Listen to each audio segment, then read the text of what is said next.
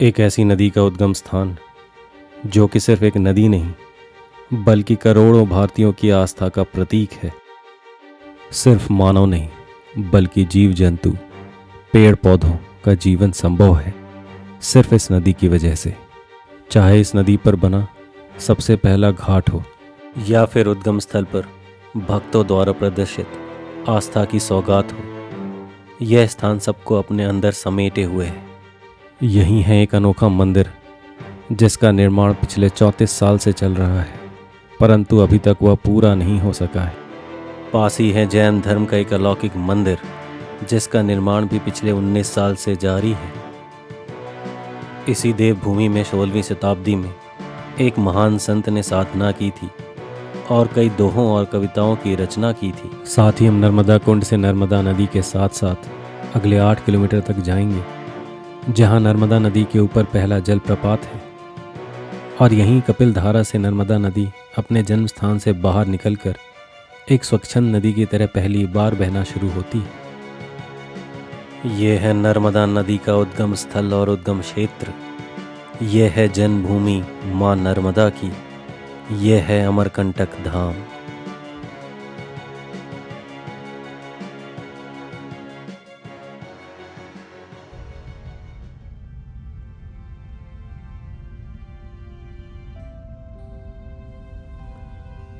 आज हम पहुंचने वाले हैं उस दिव्य भूमि पर जिसे अमरकंटक कहते हैं, और इस भूमि को दिव्य बनाती है मध्य भारत के लोगों के हृदय में बसने वाली दिव्य नदी मां नर्मदा, जिनका उद्गम अमरकंटक से ही होता है।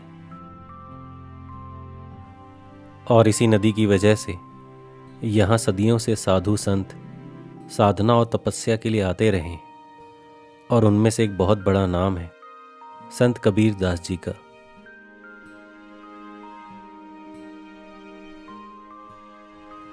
सबसे पहले हम आपको लेकर चलते हैं एक अलौकिक स्थान पर जिसे कबीर चबूतरा कहा जाता है, जो कि अमरकंटक के नर्मदा कुंड से लगभग 5 किलोमीटर पहले है, मध्य प्रदेश और छत्तीसगढ़ की सीमा पर।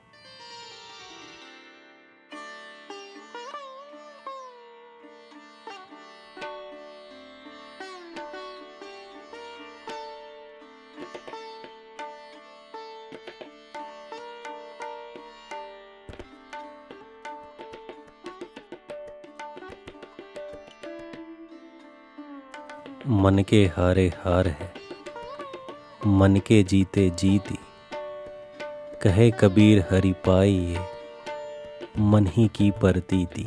मन के हारने से हार होती है, मन के जीतने से जीत होती है, मन के गहन विश्वास से ही परमात्मा की प्राप्ति होती है। ऐसे अनमोल दोहों और गीतों की रचना करने वाले संत कबीर दास जी ने अपने बांधवगढ़ से जगन्नाथपुरी की यात्रा के समय अमरकंटक में रुके थे इसी स्थान पर, और भक्तजनों को परमात्मा, शांति और सौहार्द का संदेश इसी स्थान से दिया था। और वो जिस चबूतरे पर बैठकर साधना करते थे और उपदेश देते थे उसे कबीर चबूतरा कहते हैं, जिसे आप देख सकते हैं।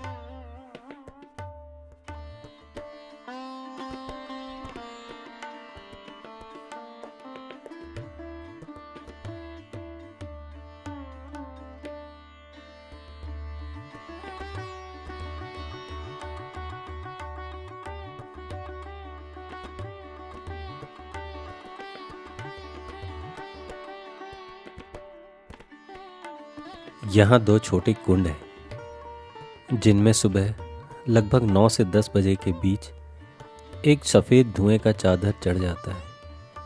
इस वजह से यह निर्मल कुंड को देखने के लिए कई लोग सुबह के समय आते हैं।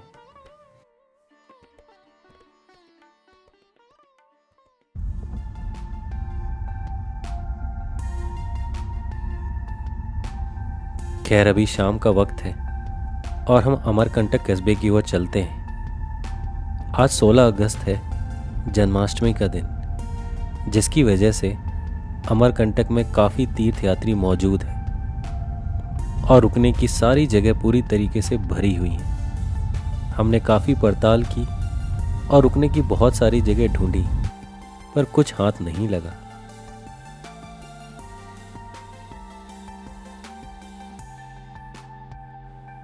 क्या हमें अमरकंटक से खाली हाथ ही लौटना पड़ेगा? शायद नहीं। आखिरकार हमें गायत्री शक्तिपीठ नाम के एक आश्रम में रुकने की जगह मिली।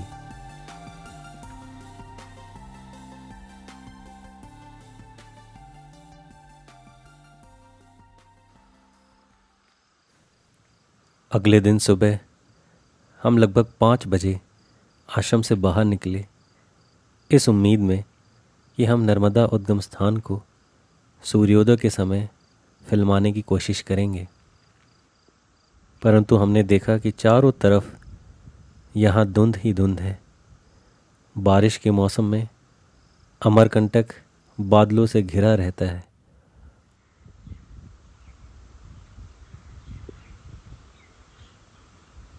फिर हमने अमरकंटक की गलियों में चलना शुरू किया, जहाँ एक शांति का आभास हो रहा था। ऐसा लग रहा था मानो कि समय थम सा गया हो। अगर आप शहर के रहने वाले हैं तो आपको यह एहसास और अधिक होगा।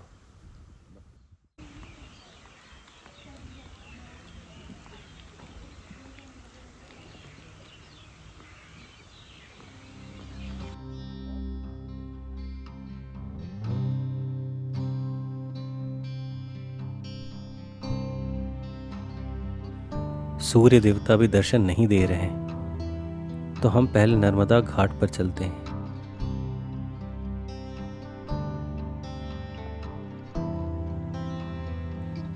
नर्मदा कुंड से कोटि तीर्थ कुंड होते हुए नर्मदा का जल राम घाट में आता है, जो कि यहाँ का प्रमुख घाट है।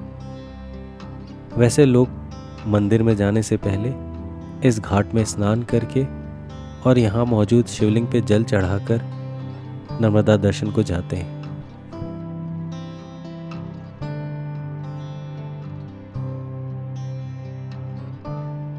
वह दूर आपको जो सस्पेंशन ब्रिज दिख रहा है, उसका उद्घाटन इसी साल हुआ है और ऋषिकेश की तर्ज पर ही उसे राम झूला कहा जाता है। तो चलिए उस पुल के ऊपर आपको लेकर चलते हैं।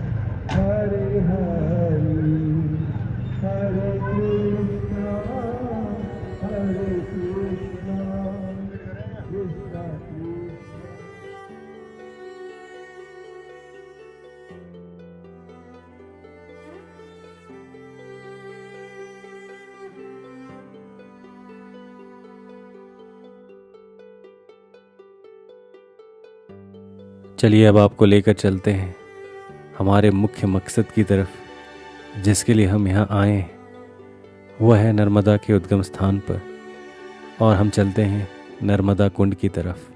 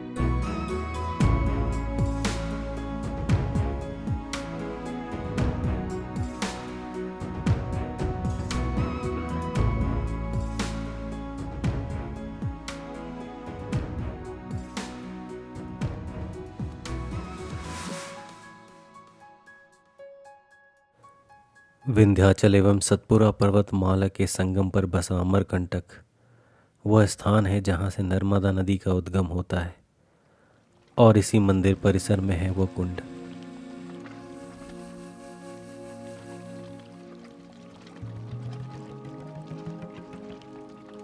नर्मदा उद्गम कुंड का निर्माण रीवा नायक ने करवाया था। शायद इसीलिए इसे रेवा कुंड कहते हैं। पर उद्गम स्थान का इतिहास तो इतिहास से भी ज़्यादा पुराना है।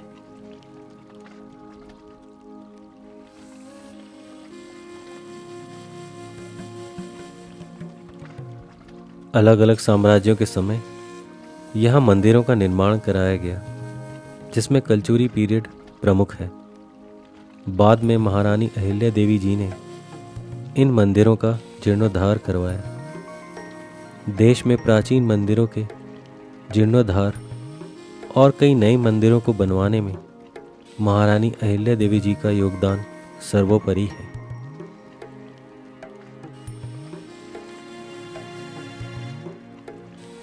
इस मंदिर परिसर में 16 प्राचीन मंदिर हैं और जैसा कि हमने पहले कहा कि यह आस्था का एक बड़ा केंद्र है।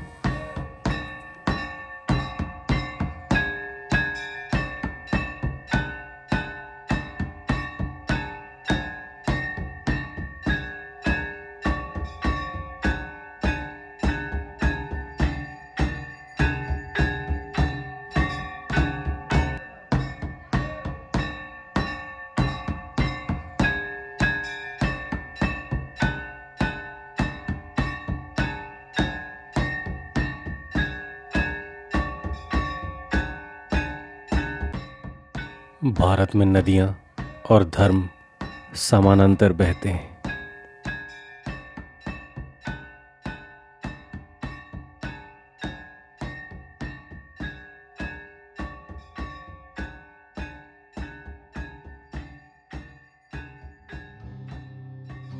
नर्मदा नदी या फिर जिसे स्थानीय भाषा में नर्मदा नदी भी कहा जाता है, यह भारत की 5वीं सबसे लंबी नदी है और पश्चिम की ओर बहने वाली सबसे बड़ी नदी है, जो कि मध्य प्रदेश और गुजरात से होकर बहती है।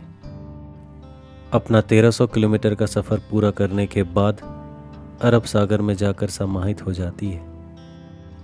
नर्मदा नदी के बहाव को दिखाते हुए हम आपको उस स्थान पर लेकर चलेंगे जहां पहली बार वह एक स्वच्छंद नदी की तरह बहती है। परंतु उससे पहले हम आपको एक मंदिर के पास लेकर चलते हैं जो कि बाकी मंदिरों से थोड़ा सा भिन्न है।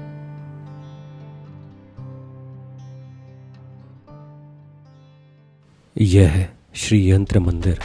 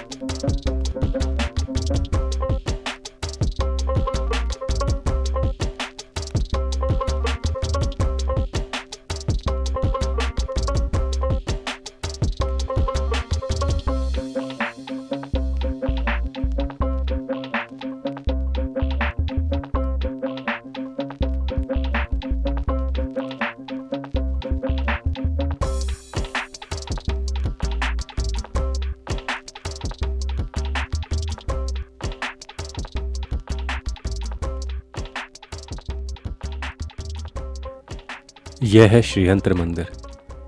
अधूरा श्रीयंत्र मंदिर वास्तव में श्रीयंत्र महामेरु शक्तिपीठ है। पूरा होने पर श्रीयंत्र मंदिर एक भव्य और जटिल संरचना होगी जो कि यंत्र के त्रियामी प्रक्षेपण मॉडल का प्रतिनिधित्व करेगी। इसे महामेरु के नाम से भी जाना जाता है। यह महत्वाकांक्षी मंदिर 1991 से निर्माणाधीन है। इसका निर्माण भारतीय प्राच्य योग शोध संस्थान के तत्वाधान में किया जा रहा है। यह मंदिर अटल अखाड़े के आचार्य मंडलेश्वर श्री स्वामी सुखदेवानंद जी की देन है। स्वामी सुखदेवानंद जी यंत्र मंदिर के निर्माण के पीछे प्रेरक शक्ति थे, जो पूरा होने पर पूरी दुनिया में अपनी तरह का एकमात्र मंदिर होगा। दुर्भाग्य से स्वामी सुखदेवानंद जी अगस्त 2018 में अपने स्वप्निल प्रोजेक्ट को पूरा होने से पहले ही चल बसे। इस मंदिर को बनाने में इतना समय क्यों लग रहा है? क्योंकि श्री यंत्र मंदिर का निर्माण प्राचीन आगम शास्त्रों में निहित हिंदू मंदिर निर्माण के प्राचीन सिद्धांतों के अनुसार किया जा रहा है।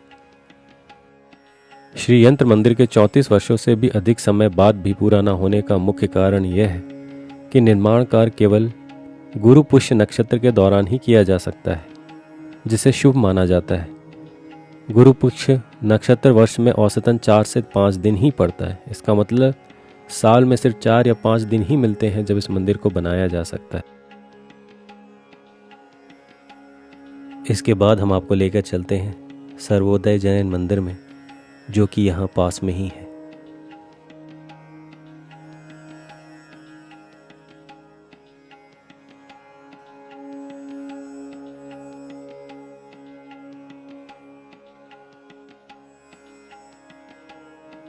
सर्वोदय मंदिर का निर्माण 2006 में आचार्य विद्यासागर के मार्गदर्शन में शुरू हुआ था।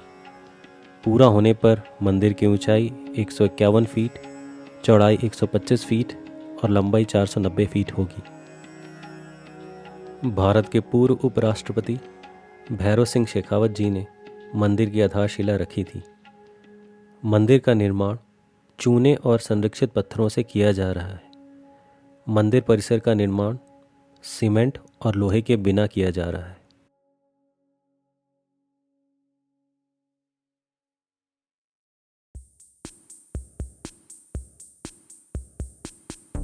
चलिए अब हम वापस चलते हैं नर्मदा जी के मार्ग पर। रेवा कुंड से निकलने के बाद सबसे पहले कोटि तीर्थ कुंड, फिर रामघाट, फिर पुष्कर सरोवर और माधव सरोवर से होती हुई एक बहुत पतली धारा बन जाती है नर्मदा जी, जिसके पीछे पीछे हम चलते हुए आगे बढ़ते हैं।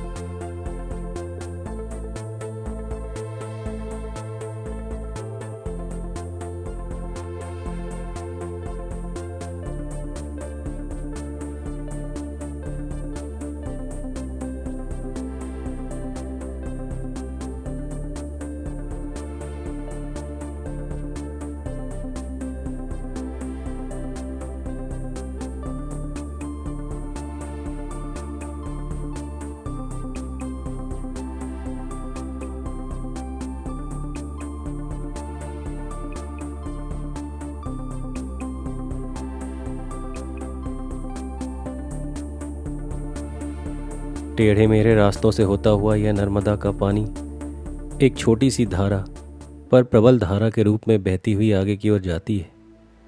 जाते वक्त कई जंगल छोटे उपवन के बीच से गुजरती है और आगे की ओर बढ़ती ही जाती है।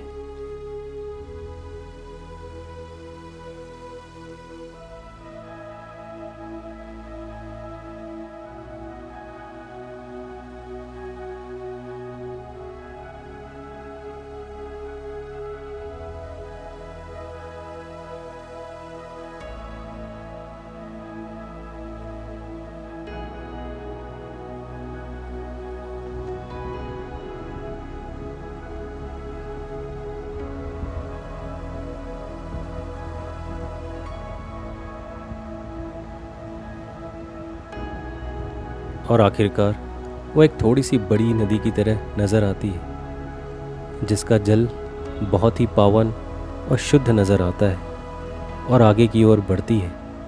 ऐसा दिख रहा है कि अब वो पहाड़ी की सीमा पर पहुंच रही है। और आगे जाकर पहाड़ी से घाटी की ओर गिरेगी।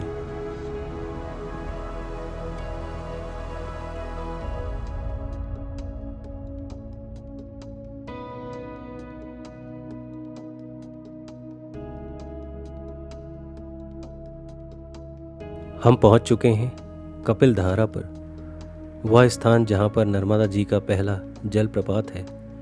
यानी पहली बार नर्मदा जी एक स्वच्छंद नदी की तरह आगे घाटी में गिरती हैं, जहां से आगे का रास्ता वह स्वयं बनाती हुए जाती हैं।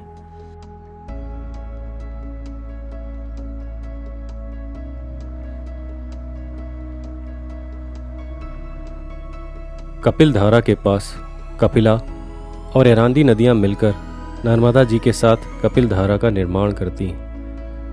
लगभग 100 फीट की ऊंचाई से गिरते इस जलप्रपात का नाम कपिल ऋषि के नाम पर पड़ा है, जिनके बारे में माना जाता है कि उन्होंने यहाँ कई वर्षों तक तपस्या की।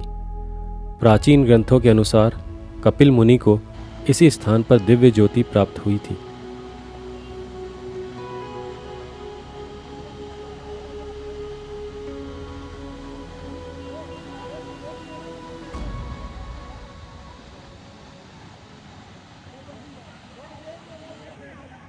कपिल ऋषि ने कपिल आश्रम में ही गणित पर एक उन्नत ग्रंथ सांख्य दर्शन भी लिखा था।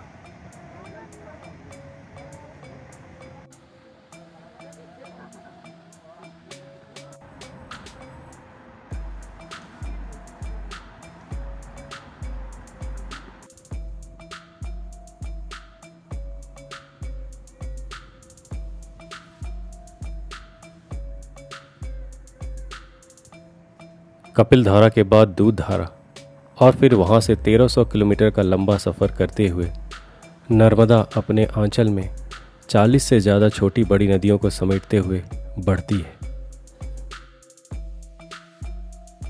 लेकिन कितनी हैं ये सहायक नदियाँ? 40, 41, 45 या 50?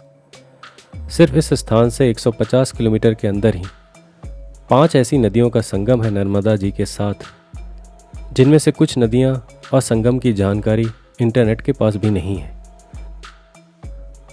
हमारी टीम लगी हुई है इसे फिल्माने में, जो कि पहली बार होगा बाहरी दुनिया के सामने, पर उसके लिए आपको सिर्फ 1 हफ्ते का इंतज़ार करना पड़ेगा। और आज हम आपसे विदा लेते हैं इस वादे के साथ कि अगले हफ्ते आपसे फिर मुलाकात होगी। तब तक के लिए नमस्कार।